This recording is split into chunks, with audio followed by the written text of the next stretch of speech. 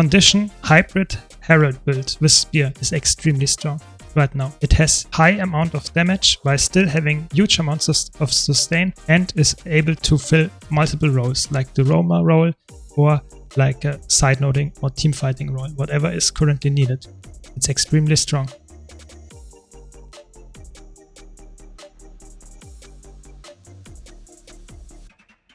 I'm Summer, and without much further ado, let's check out this build.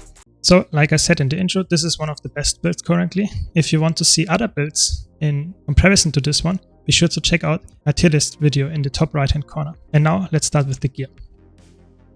So, like I said, it's a hybrid build. So you not only do condition damage, but you also want to do some power damage. Why is that? Because you are running the Tyrant amulet. You get some power and condition damage while still getting some nice defense through the toughness stat. The precision is also helping your power damage, of course.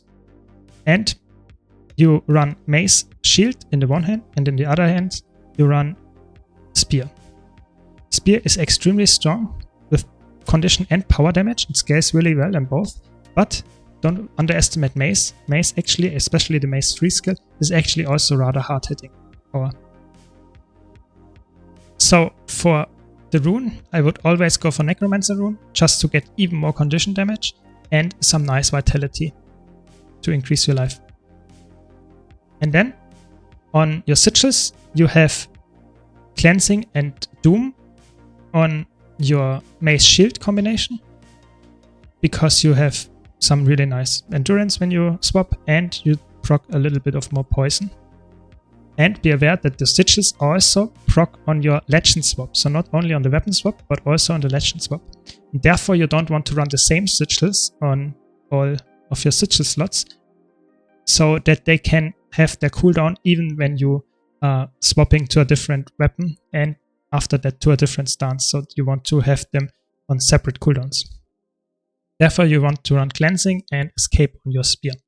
So to get some more cleansing on your other weapon set, you have some still very useful and powerful sigils as well.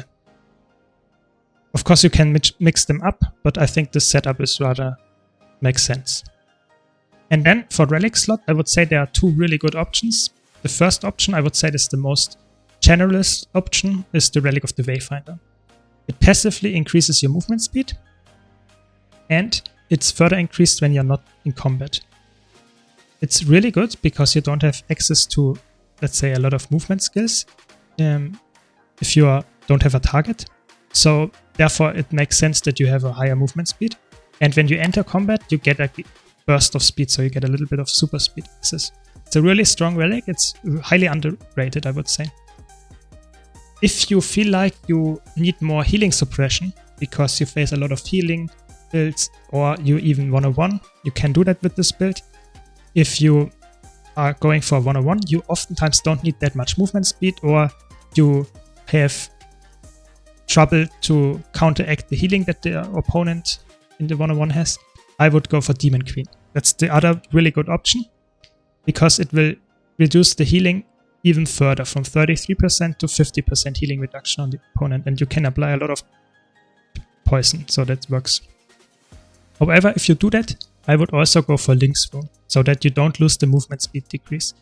So you will lose a little bit of condition damage going for Links, but you still get the movement speed passive buff. So both setups are totally valid. Just be aware that you have to swap them depending on the situation. So for the traits, I would always recommend, of course, to go for Corruption, Retribution and Herald. Why is that? The Corruption trait line gives you a lot, and I mean a lot of damage. Condition damage, that is. So you get some nice proc when you swap legends when you're in combat. By itself, it does not do that much, but with this trait, Diabolic Inferno, you get some poison and burning procs, and like I said, this is really important. It's an AoE skill around you. It's not that crazy radius, but it applies, like I said, really good damage, and the poison. So if you run Demon Queen, that's really important that you do that off cooldown and especially in melee. And you get some nice condition damage baseline, and your damaging condition lasts longer. It's also really good. Then your Torment, which is your main damaging condition, deals more damage, really good. And when you chill FO, you also inflict Torment. You have a lot of chills on this build, so you deal a lot of passive Torment stacks as well, really good. So then you have Retribution, which is your defensive trade line. And it's really good in doing that. You get baseline 25% endurance regeneration, it's extremely strong. And then you get Vigor when you successfully evade an attack. That's if you don't get corrupted. At 60% uptime, it's really good. So together with this, you're at endurance regen cap, really good. And then you get reduced strike damage while you have resolution. Also really strong because you have a lot of access to resolution. When you swap legends, you get 3 seconds of resolution. That's good by itself because your legend swap is on a 9-second cooldown, so you get this 33% uptime if you don't get corrupted. And then when you dodge roll, you get resolution for almost 3 seconds again. So now we are at 66% uptime if you don't get corrupted, also really strong. Of course, you have to dodge permanently, but still. And you will also get minus 10% incoming damage. That's really good as well. So a lot of defense just from those trades so far. And then you get not only defense by this trade, by increasing the resolution duration, but also giving you a damage buff while you have resolution, and you get might when you have resolution and you striker 4. So it's not only giving you a lot of defense, it's just also giving you a lot of might and therefore a lot of damage increase. Because don't forget, might gives you condition damage and power damage, and you're a hybrid build, so you take even more value from might.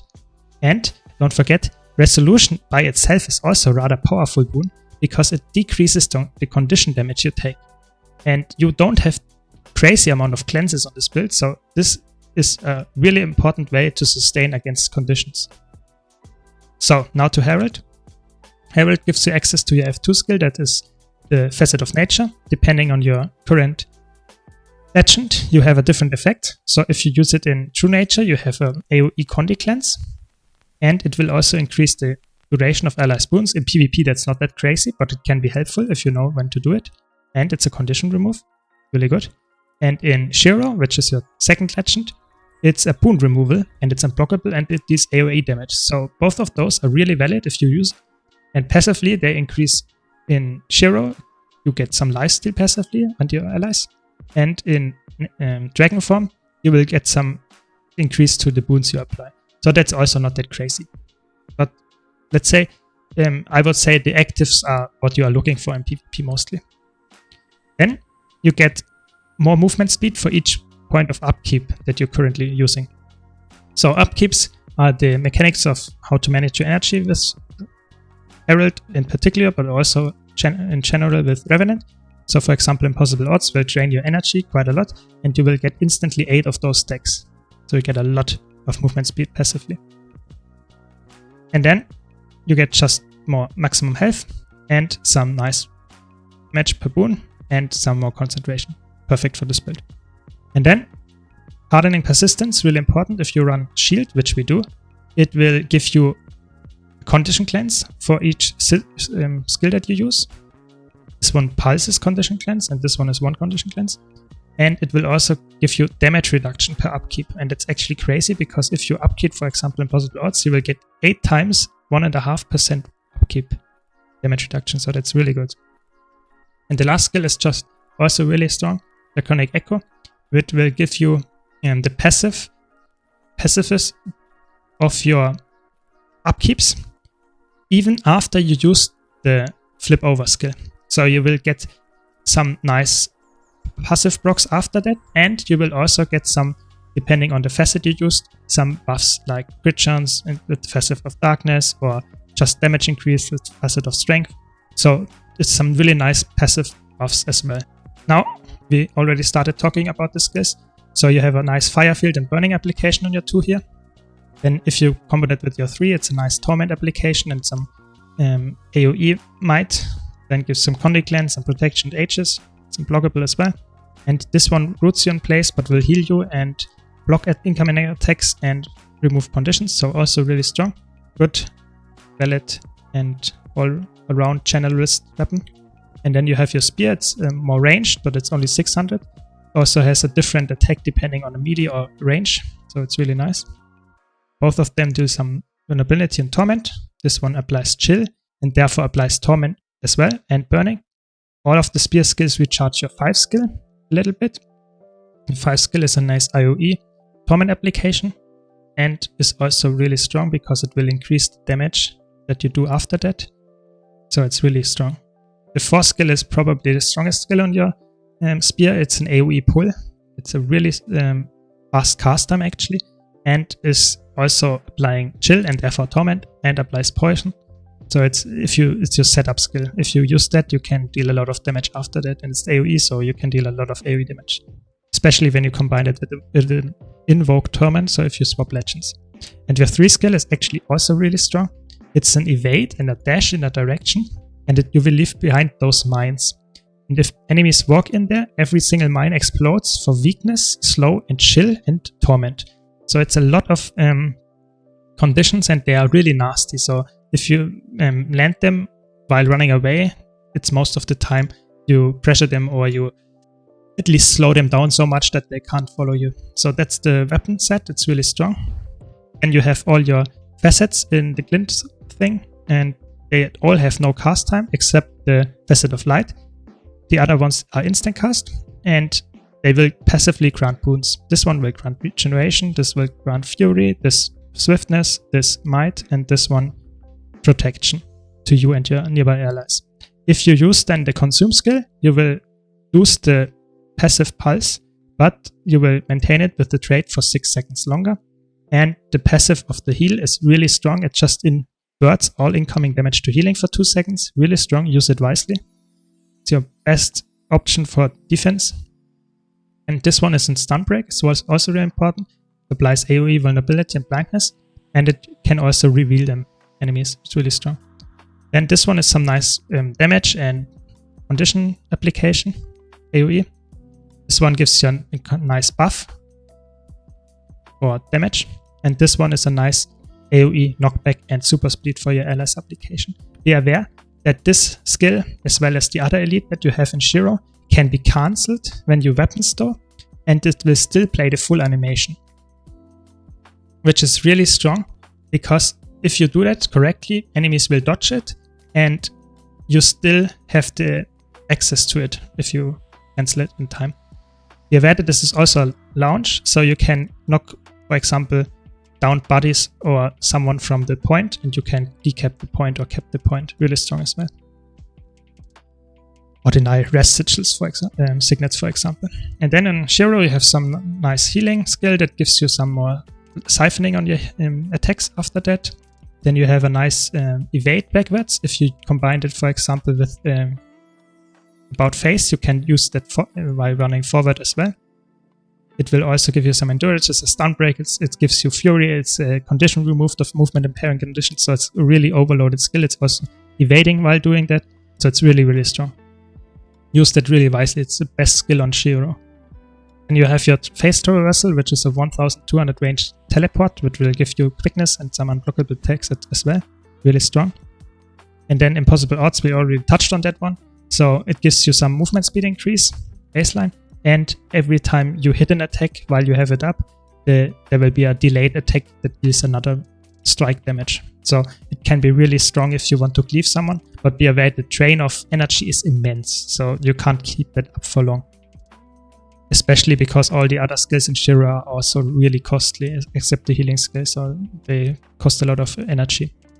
And then Jade Winds, like I said, it's also really strong, especially because you can cancel it. So if you cancel it at the right time, you will bait a dodge, and then if you use it afterwards when there's no dodge left in the enemy team or something, you will get a 3-second AoE 600 radius stun. It's most of the time it's a kill, because you also apply 10 stacks of vulnerability, which is of course your hybrid build double damage increase, not only condition but also power damage. So you can get a lot of value by using those. So that's how the build is played. You can see the background is extremely strong. You have a lot of potential to carry fights. It doesn't matter if it's a one-on-one, if it's a team fight, if it's just outnumbering. You can do everything. and you're really fast, you are really strong, you deal a lot of damage, power and condition. You are quite tanky as well, and of course you have a lot of tools to mitigate damage. It's a really fun build as well, and I hope you enjoyed this video. If you did, be sure to leave a like. If you want to see more content like this, don't forget to subscribe. Thanks a lot for watching, and I hope to see you in the next video.